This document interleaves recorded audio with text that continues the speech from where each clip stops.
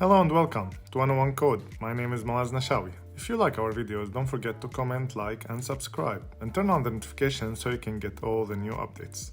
In this video, we're gonna talk about Hibernate. First, we're gonna describe what is Hibernate, then we're gonna describe why we need to use Hibernate in our project, and finally, we're gonna integrate Hibernate with the Spring Boot project to connect to a H2 database. So, without any further ado, let's get started. So, what's Hibernate?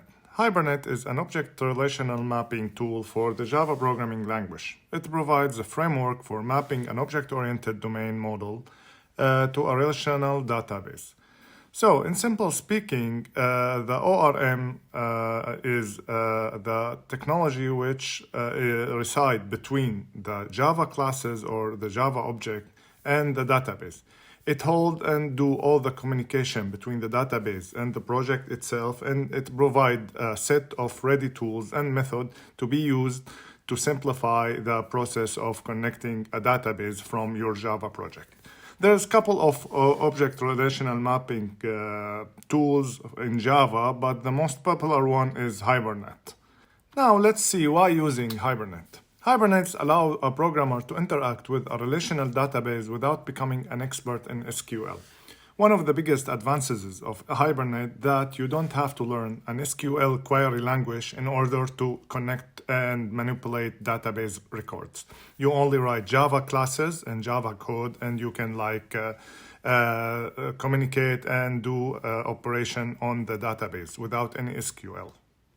And to summarize this, let's imagine coding without Hibernate. First, you will need to learn SQL in order to connect to a database, and it's a query programming language, and you will need to learn all the basic of it. Then you will need to write tons of SQL queries to do the same task, and it's a tedious and time-consuming process to write SQL queries while you can write classes and you reuse the classes, the rule of don't repeat yourself. This, the Hibernate, helps a lot in this matter.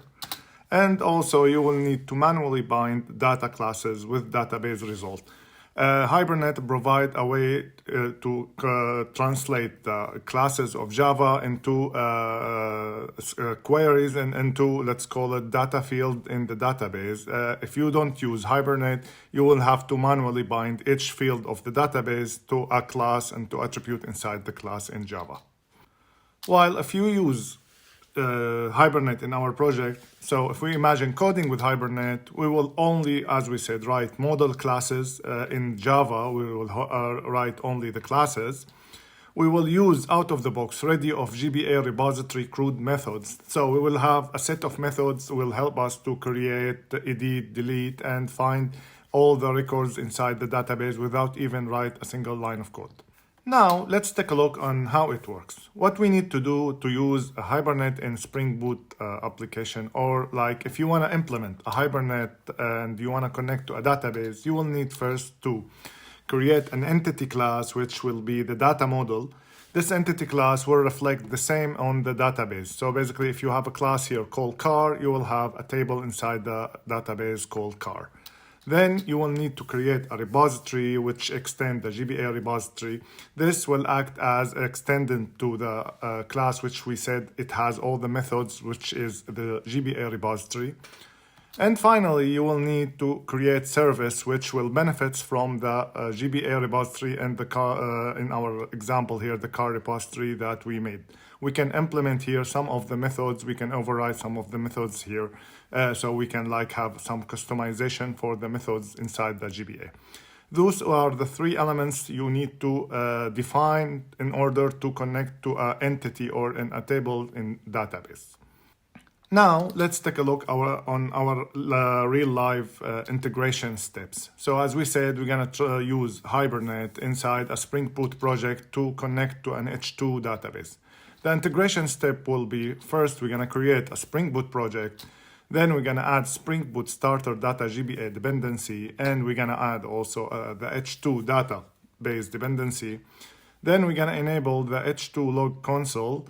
And after that, we will create a class to act as an entity. And as we said, data model in our case will be, in our example, will be a car class.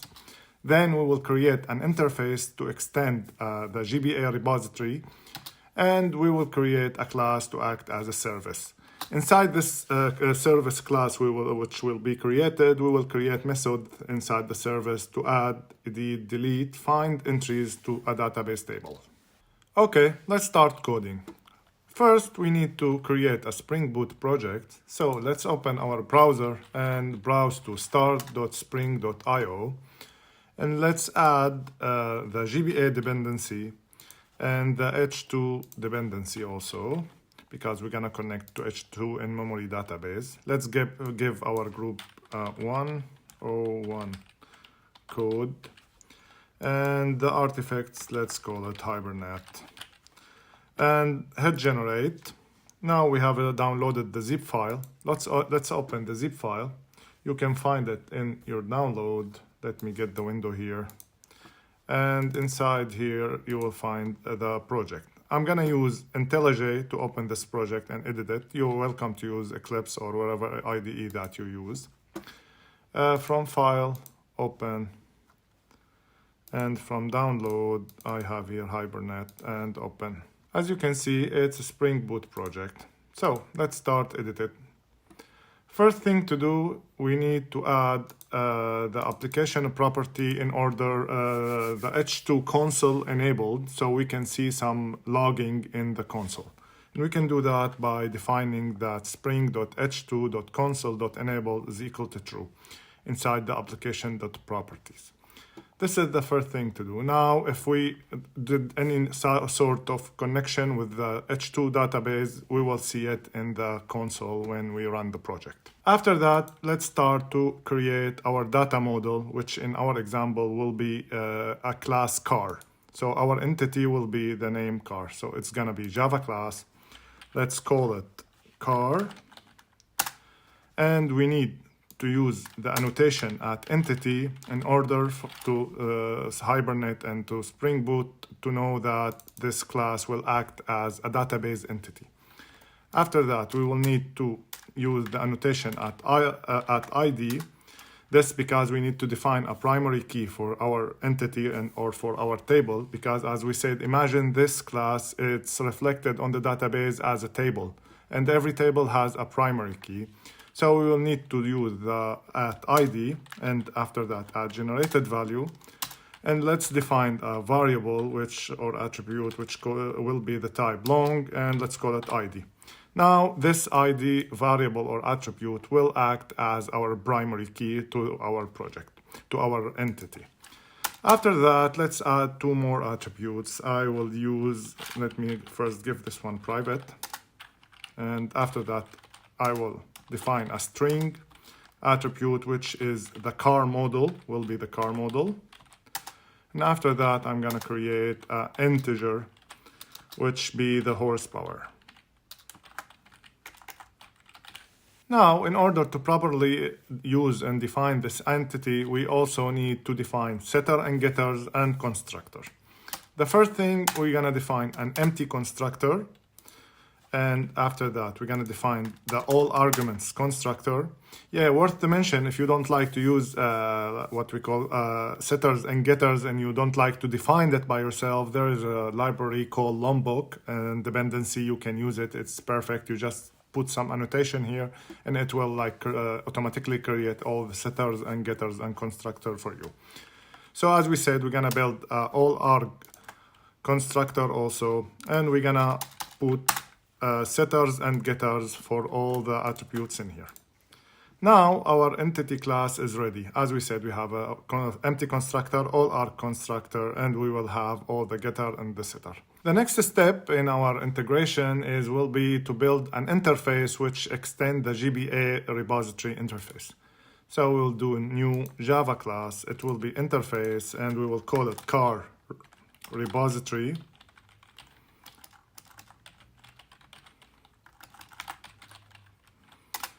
This car repository interface will extend the JPA repository, and the JPA repository takes the type which will be in our example here, the car data model that we build, and the primary key which we defined is long, the type long. So this one, the long here, is correspond to the primary key that we defined here. So here's our car repository, which extend the JPA repository. We will need to annotate it as @repository for Spring Boot to act with it. And now going to the next step, which will be defining a service which will benefit from the car repository that we built. We will do new Java class. It will be class. We will call it car service. This car service will has the annotation of @service in order to Spring Boot to deal with it. And inside of it, we will do @autowired the car repository so we can use it now. So this is like now we auto-wired the car repository, we defined the service. Let's now start to add some methods so we can communicate with the H2 database. The first method we will put here will be the save method, because now our database is empty. We have now one table in our database which is called car, but it's empty. So we're gonna implement now a method called save in order to add some record to the database to make sure that our integration is working. So we will do public, and this method will return the car object, which will take it, and we will call it save, and it will take also a car object, and we will say here the car repository, which we define here as autowired dot save, and it will take the entity which is the car.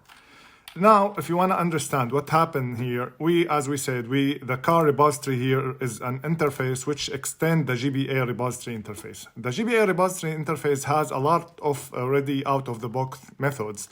And if you hit Control and click on the JPA repository in IntelliJ IDE, you can see all the methods in here that you can benefit. This method is predefined and you can use it to communicate with the database. So here, I said I'm going to implement one of those methods because I need to use it in our car service, and it will be the car repository.save. And let's return it. Now, as that, we define our first save method. Now let's start to use it. Let's run our project first to make sure that the implementation working. Then let's create some records inside our H2 database. In order to run this project, we will need to make some modification for the main method here, because we are not using a web dependency to show the result, or not using a command line runner. So we're gonna basically call the bean from the Java itself, from the Spring Boot project. This is not required if you're using, as we said, web dependency to show, for example, REST API or command line runner. And it's not a Hibernate thing. It's just only did this for the purpose of running the project now without putting any extra dependency which is out of the course of this project. So just follow my lead with this one. I'm gonna say configurable. I defined the context, which will be the variable for the Spring Boot project. And now I'm gonna say application context dot get bean. And our bean, because we wanna use our car service, will be car service dot class. And let's assign this to a car service variable. Now, what I've done is just calling the bean, which is the car service, so we can use it here. And as we said, let's run the project to make sure everything is working right now. As you can see, everything is working. We don't have any problem. JPA Entity Manager Factory default. So basically now we're able to connect to the H2 database.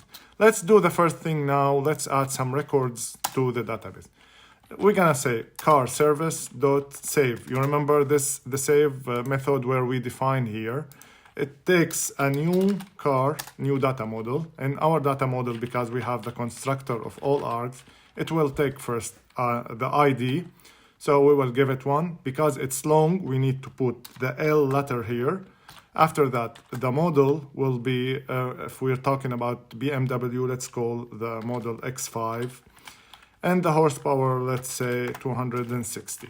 So this is how you add one record within the database. Let's add 3 records so we can see how we are doing here. I'm gonna copy and paste. The second one will be 2, the third will be 3, and x6, 360. I don't know if there's x7, but let's use it anyway. And here's 500. Now, if I rerun the project again, now we have 3 records inside our in-memory database. And one thing worth to mention, because it's in-memory database, every time you stop the project or rerun it, you will lose all the records inside. If you want to save it not to the memory, you will need to define the H2 to get those data inside a file inside your project. This is out of the scope of this video. Now, after we have 3 records, let's create a new method, or let's implement a new method which will give us all the results inside one table. So we're gonna list all the results that we have, so to make sure we have this records inside the database. So we will go to the car service, we will define a new method, it's gonna be public, it will return list of cars, and this, let's call it find all. Let me import the list here.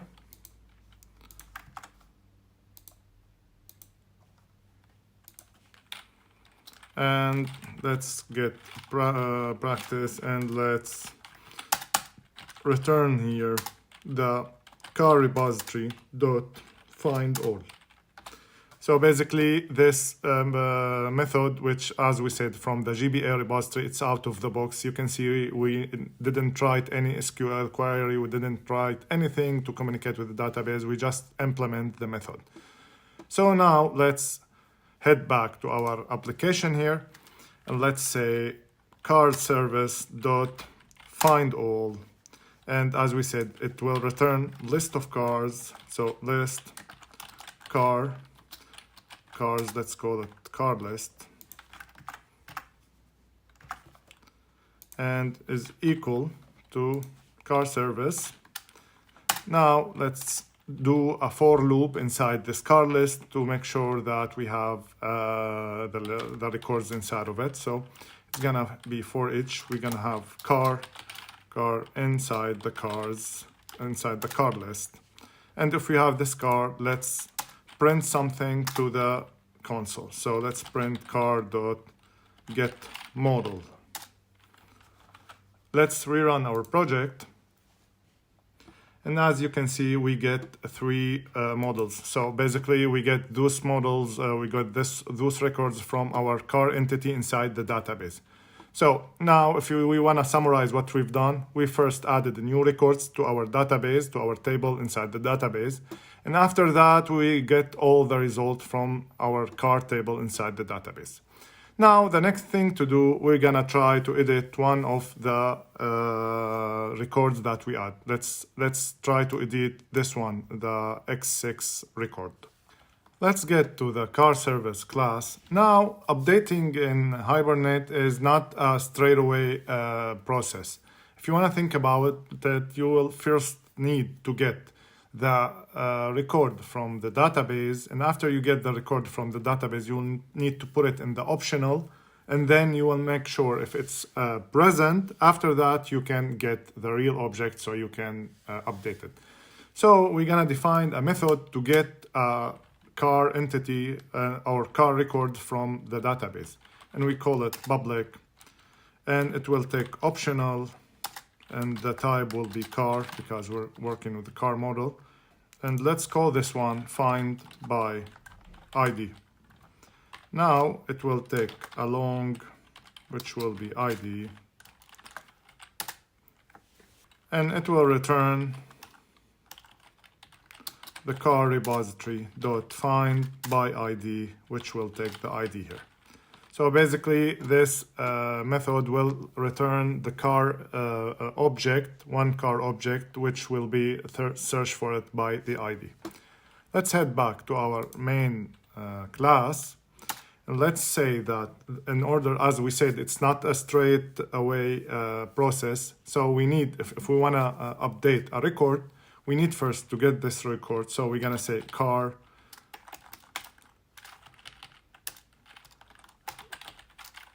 car service dot find by ID, and our ID will be 2L. We are using the L here because it's long type of variable, it's not integer. And we're gonna assign this to a variable which be optional car. And let's call it car to update. Now, the next thing to do is to make sure this record is exist in the database before we start trying to edit it. And we can do that by saying if car to update, which is this one, dot is present, then if this is true, this is equal to this true for sure. So we're not gonna put it. So if it's a true, we will edit the horsepower. So we're gonna change the horsepower from 360 to 600. We can do that because now it's true. We can say car to update dot get, and this method will get us the actual object or the actual record from the database. And after that, we're gonna say set horsepower to 600. After that, we're gonna save what we did. We're gonna use the save. So here, the save method acts as create and update. So you can use this method to create new records in the database, and you can use it also to update available records. So after that, we're gonna say car service dot save. We're gonna say car to update dot get. And this way we pass the car record again to the database.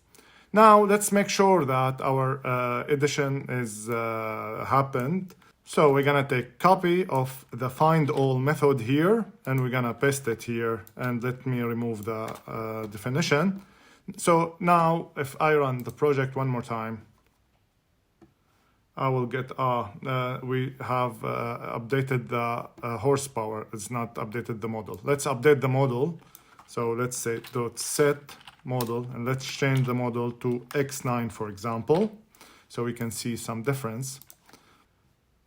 And here, as you can see, in our first three records, we have X5, X6, X7.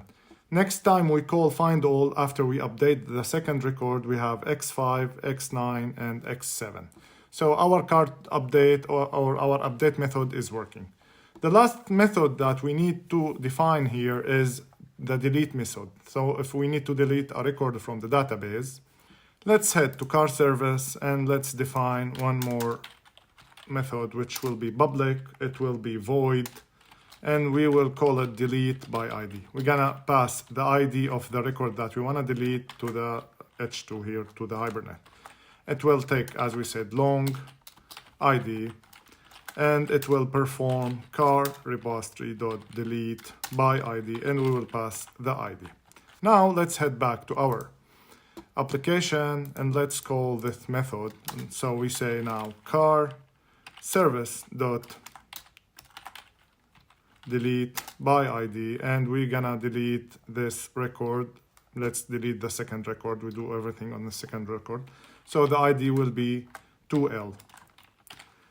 Let's copy and paste the find all method here again, so we can make sure our records is now, after we delete a record from the database, is only 2 inside the database. So let's run the project again. As you can see, in the first one we have 5, 6, 7. After that we have 5, 9, 7, and at last we have only 5 and 7. So we successfully delete a record from the database. So this is how you implement and integrate Hibernate in Spring Boot project, and here's how you use it. We apply this for only one entity and one table. For sure, if you want to add more entities, it will be the same process. So you define a new entity. We define here car. If you want to define, for example, a model, you can define an entity and table for the model. After that, you define the model repository. After that, you define the model service, and you apply all the method that you need to do.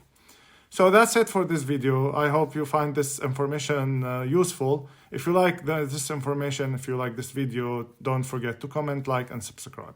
Thank you, and bye-bye.